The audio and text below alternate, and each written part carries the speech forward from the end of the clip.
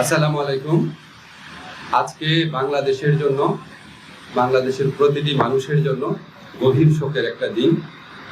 আজকে বাংলাদেশের তিনবারের সাবেক প্রধানমন্ত্রী, গণতন্ত্র, সার্বভৌমত্ব এবং বাংলাদেশের মর্যাদা রক্ষায় অতন্দ্র প্রহরী, আপসীর নেত্রী বেগম খালেদা জিয়া ভোর ৬টার সময় শাহাদাত বরণ করেছেন। ইন্না লিল্লাহি ওয়া ইন্না ইলাইহি রাজিউন। গোটা জাতির মতো আজকে আমাদের সরকারে যারা আছেন আমরাও গভীরভাবে শোকাভিভূত। এই শোকের পরিবেশে আজকে বিশেষ আয়োজনে প্রধান উপদেষ্টার সভাপতিত্বে উপদেষ্টা পরিষদের একটা বিশেষ সভা অনুষ্ঠিত হয়েছে। সভার শুরুতে সাবেক প্রধানমন্ত্রী বেগম খালেদা জিয়ার মৃত্যুতে দাঁড়িয়ে 1 মিনিটে নীরবতা পালন করা হয় এবং তার আত্মার মাগফিরাত কামনা করে মোনাজাত করা হয়।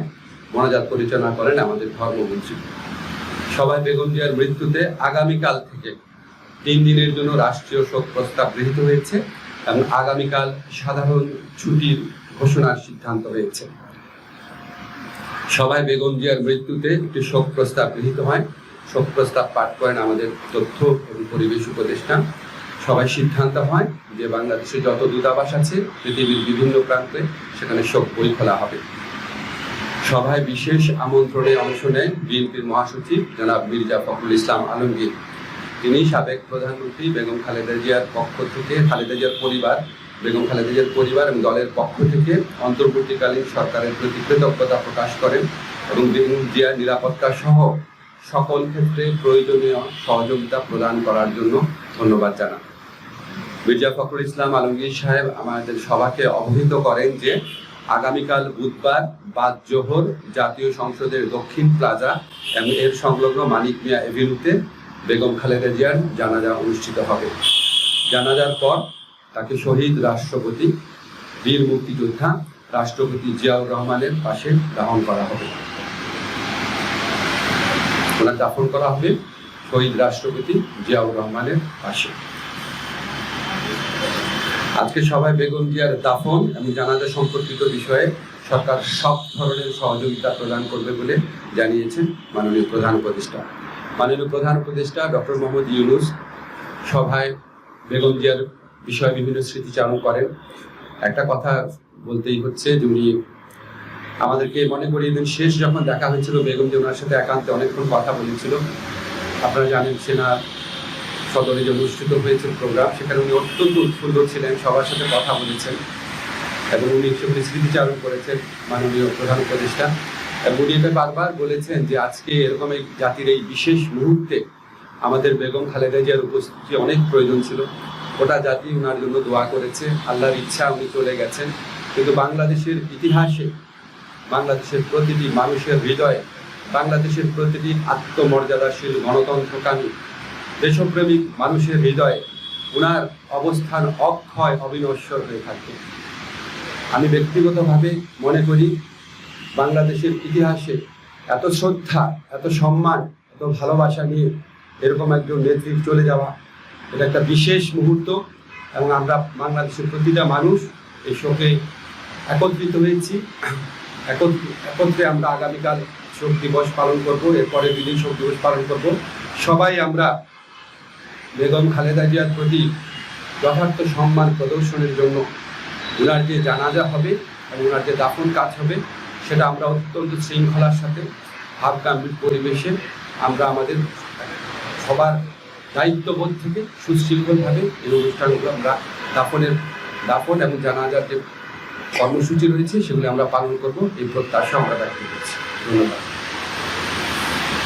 আমরা কয়টা কোশ্চেন নিব? মুস্তফা মল্লিক।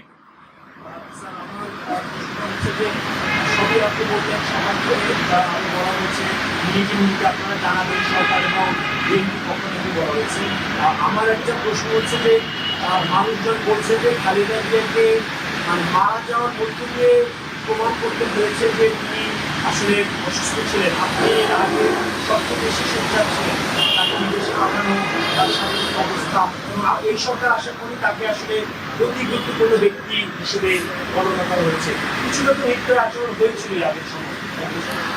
আপনি আগের সময় নির্দয় আচরণের কথা বললেন, ওনাকে একটা প্রহসনমূলক রায়ে ওনাকে জেলখানায় পাঠিয়ে অকথ্য নির্যাতন করা হয়েছে। বেগম খালেদা জিয়াকে যেই মামলায় দোষী সাব্যস্ত করা হয়েছে, এটা যে প্রহসনের একটা রায় ছিল, এটা যে একটা সম্পূর্ণ সাজানো রায় ছিল, এটা আমাদের সর্বোচ্চ আদালতের আপিল এবং রিভিউর মধ্যে দিয়ে প্রমাণিত হয়েছে। সর্বোচ্চ আদালত সুপ্রিম কোর্টের আপিলের ডিভিশনের রায়ের মধ্যে বারবার বলা হয়েছে যে বেগম জিয়াকে যেই মামলায় সাজা দেওয়া হয়েছিল সেটা সম্পূর্ণ রংলি, উদ্দেশ্য প্রণোদিতভাবে, জিজ্ঞাসা প্রসূতভাবে ওনাকে সাজা দেওয়া হয়েছিল। ওনাকে জেলখানায় বিভিন্ন সময় যেভাবে নির্যাতন করা হয়েছিল, ওনাকে আমরা হয়তো এত তাড়াতাড়ি হারাতাম না। আমি ব্যক্তিগতভাবে মনে করি বেগম জিয়ার এই মৃত্যুর পিছনে ফ্যাসিস্ট যে প্রধানমন্ত্রী ছিলেন শেখ হাসিনা এবং ওনার যে সরকার আছে, অবশ্যই তার দায় রয়েছে। মারুফা,